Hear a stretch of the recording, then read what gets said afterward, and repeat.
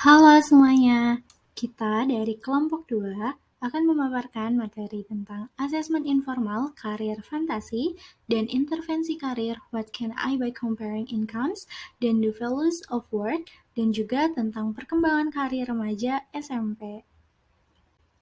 Sebelumnya, kita juga mau mengucapkan terima kasih yang sebesar-besarnya kepada Pak Rifki yang merupakan dosen pengampu dari mata kuliah Praktikum Perencanaan Individual untuk semua materi dan ilmunya selama 1 semester ini, dan juga kepada teman-teman BKB 2 2020.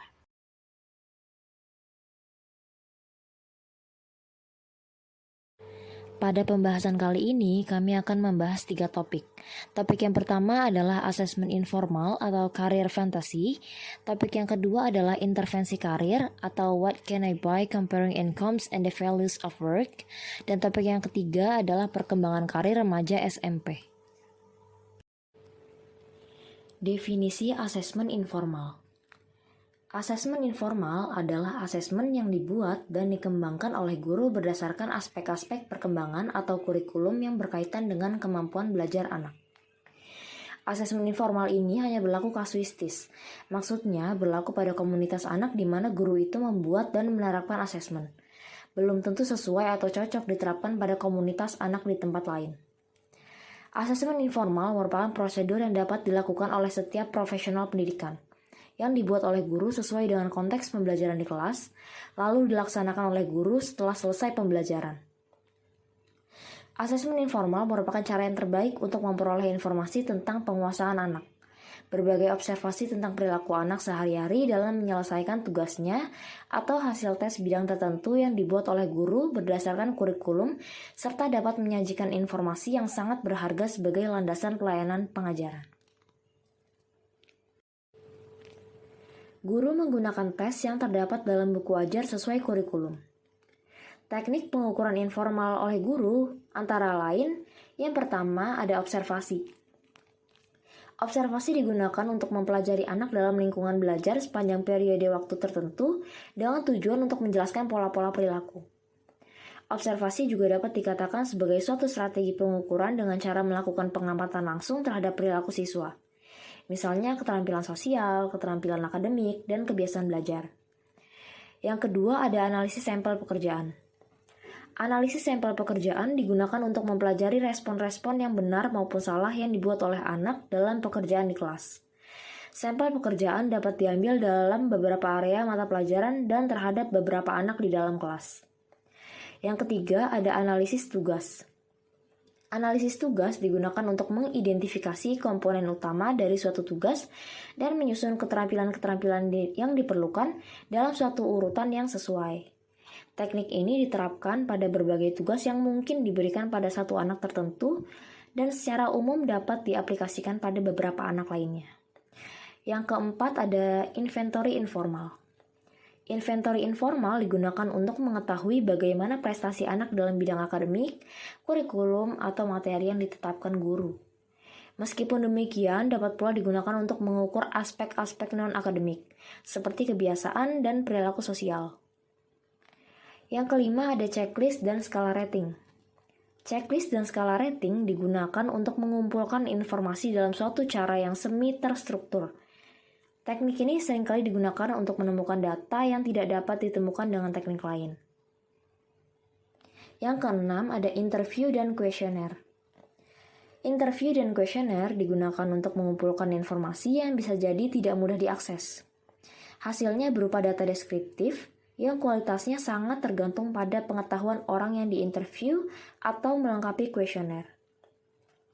Yang ketujuh ada tes CRT atau Criterion Reference Test.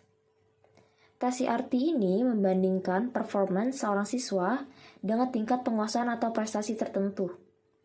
Tes ini ada pada sebagian besar area akademik atau dapat disusun oleh guru dan sesuai bagi siswa yang belajar keterampilan yang tercakup dalam tes.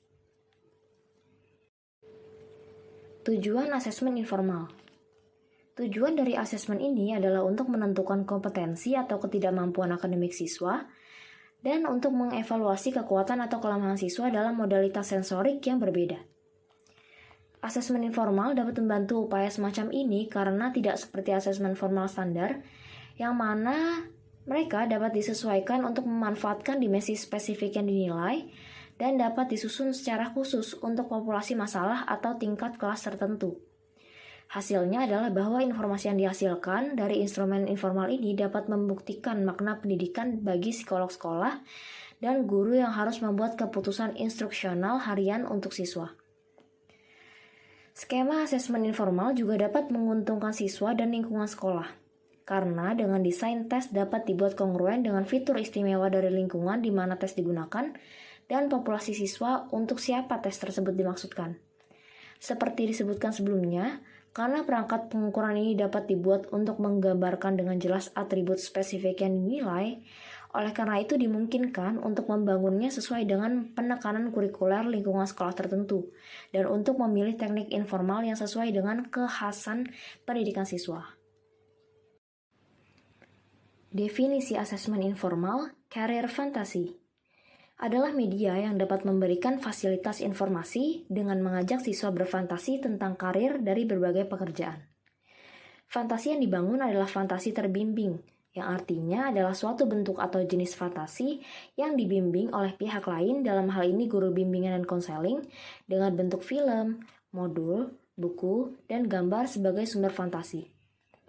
Beberapa ahli menemukan bahwa 23% orang dewasa berusia 40-55 tahun telah membuat keputusan pekerjaan mereka selama masa kanak-kanak. Anak-anak usia sekolah dasar cenderung memilih cita-cita karir yang berada di luar jangkauan mereka. Usia fantasi sekolah dasar sesuai dengan proses psikologis bahwa karakteristik kepribadian usia sekolah dasar atau akhir masa kanak-kanak Harvey Gerst memiliki minat dan aktivitas bermain dalam fantasi. Permainan atau hiburan akhir masa kanak-kanak melibatkan delusi sebagai hal yang populer. Pengenalan karir di lingkungan anak dapat dilakukan secara langsung atau dengan media gambar yang menjelaskan tentang aktivitas kerja. Hal ini sesuai dengan perkembangan kognitif anak yang disampaikan oleh Piaget. Anak SD berada pada masa pra-operasional dan masa operasional konkret, mulai berpikir dan memahami dengan simbol dan tanda yang diberikan serta dapat berpikir logis yang mampu mengklasifikasikan dan menyusun objek atau informasi yang ada di hadapannya. Kegiatan tersebut dapat dituangkan ke dalam media gambar yang memudahkan penyampaian informasi yang akan menghasilkan ingatan dan bayangan yang kuat.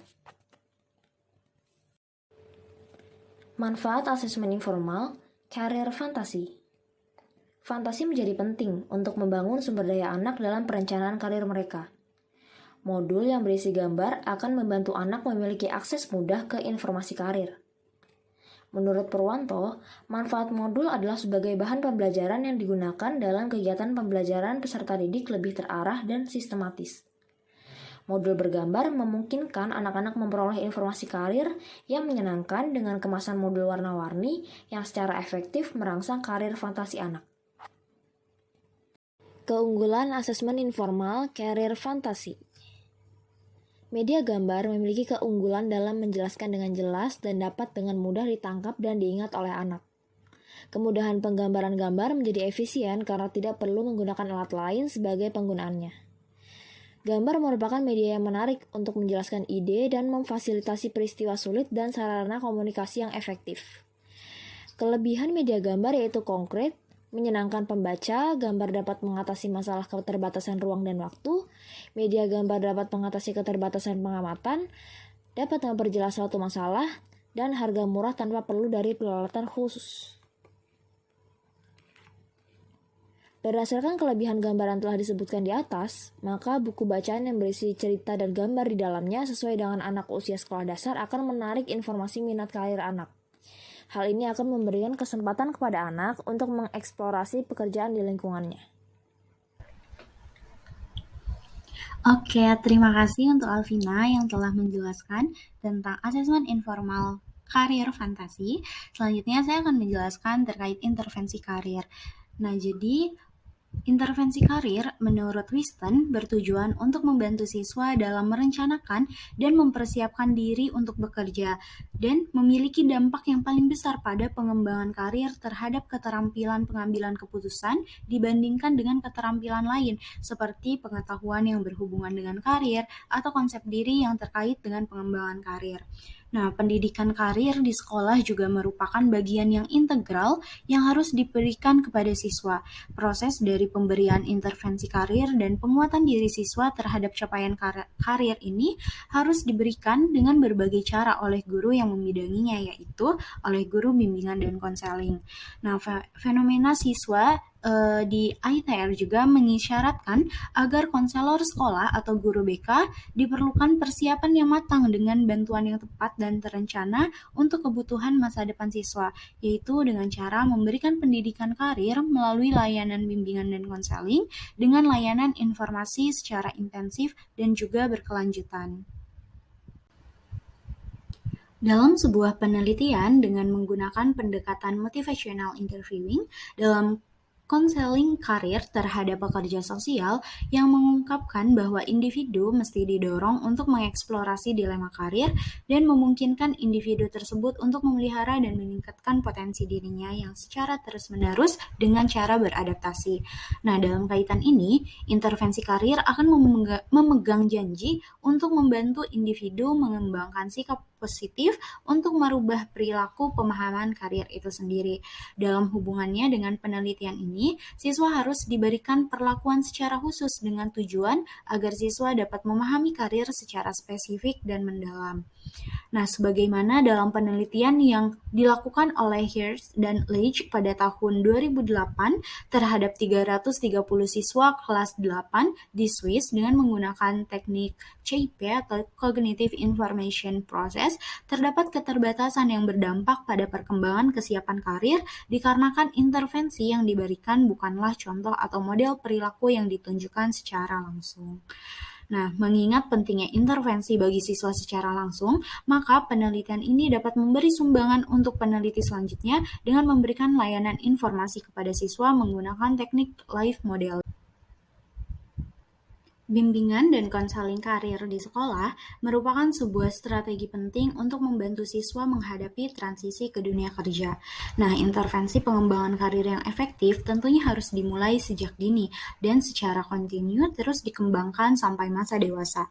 Upaya-upaya untuk mengintervensi proses karir sepanjang rentang kehidupan dapat mempercepat atau memperkuat penemuan pengetahuan, sikap, dan keterampilan-keterampilan tentang diri dan juga tentang dunia kerja atau world of work. Nah, melalui bimbingan karir juga, remaja tentunya harus mempersiapkan diri dalam mengatasi perubahan atau employment trends dengan dibekali kemampuan kreativitas, fleksibilitas, dan adaptabilitas di tengah-tengah kehidupan yang penuh dengan kompleksitas dan ambiguitas. Dalam konteks ini, siswa harus dibekali dengan kemampuan membuat keputusan karir dengan cepat, tepat, dan juga efektif. Mark Savikas dan para kolaboratornya mengklasifikasikan 3 periode penting teori dan intervensi karir. Nah, yang pertama yaitu vocational guidance yang ditandai dengan meningkatkan pengetahuan diri, yaitu dengan meningkatkan informasi pekerjaan dan juga mencocokkan diri dengan pekerjaan tersebut. Nah, yang kedua adalah career education yang ditandai dengan menilai status dari perkembangan individu, yaitu berorientasi pada tugas perkembangan yang akan segera terjadi dan mengembangkan sikap mengatasi keyakinan dan juga kompetensi. Dan yang ketiga yaitu career construction dan life design yang dicirikan dengan membangun cerita karir, merekonstruksi plot dan tema, dan membuat potret kehidupan yang konsisten dengan paradigma desain kehidupan karir. Selanjutnya, terdapat berbagai macam bentuk intervensi berupa konseling kelompok yang bertujuan untuk meningkatkan kematangan karir seperti life design counseling group, career planning decision making based on cognitive science, Rational Emotive Behavior Therapy atau REBT, Trait Vector Theory-Based Career Counseling Session, dan Career Counseling with Juvenile Offenders. Nah, selain berupa konseling kelompok tadi, terdapat juga bentuk intervensi yang lain yang berupa program khusus seperti Career Development Course, Guiding Circle and Hope Field Engagement, dan juga Career Exploration Program. Nah, di Indonesia sendiri mengenai topik perencanaan karir ini sebenarnya termasuk dalam mata pelajaran bimbingan dan konseling berdasarkan Permendiknas nomor 22 tahun 2006 tentang standar isi untuk satuan pendidikan dasar dan menengah menyebutkan bahwa pengembangan dan ekspresi diri peserta didik dilakukan sesuai dengan kemampuan, bakat, dan minat diberikan melalui layanan konseling di sekolah. Perkembangan karir remaja. Mengacu pada teori perkembangan karir, masa remaja termasuk ke dalam exploratory stage, di mana remaja mencoba menentukan pilihan karir apa yang harus diambil dan bagaimana cara untuk menggapainya. Perkembangan karir adalah proses bertahap selama rentang masa kehidupan. Pada setiap tahapannya memiliki tugas pokok tersendiri sesuai dengan kapasitas perkembangannya. Masa remaja adalah periode atau waktu yang penting dalam membentuk nilai, minat, dan kemampuan, serta mengembangkan ide-ide informasi tentang pekerjaan masa depan bagi seorang individu. Pada masa SMP, keterampilan, pemahaman, klasifikasi industri, hubungan antar masyarakat, pendidikan persiapan karir merupakan hal yang sangat penting, sehingga seharusnya remaja mengeksplorasi pilihan karir masa depannya dan mulai menerapkan perencanaan karir sejak dini mungkin. Menurut Ginsberg, dalam teori perkembangan pemilihan karir, seorang individu memiliki 3 tahap dalam pemilihan karirnya. Yang pertama yaitu tahap fantasi atau masa kanak-kanak. Pada tahap ini, seorang individu memilih sebuah karir hanya berdasarkan keinginannya. Lalu selanjutnya ada tahap tentatif, yaitu tahap pada masa awal remaja. Pada masa ini, seorang individu mulai memperhitungkan terkait minat, keterampilan, dan juga bakat yang dia miliki. Lalu selanjutnya yaitu tahap realistik. Pada tahap realistik ini, seorang individu mulai menerapkan segala ilmu yang telah didapatkannya terkait pekerjaan yang ingin dia lakukan.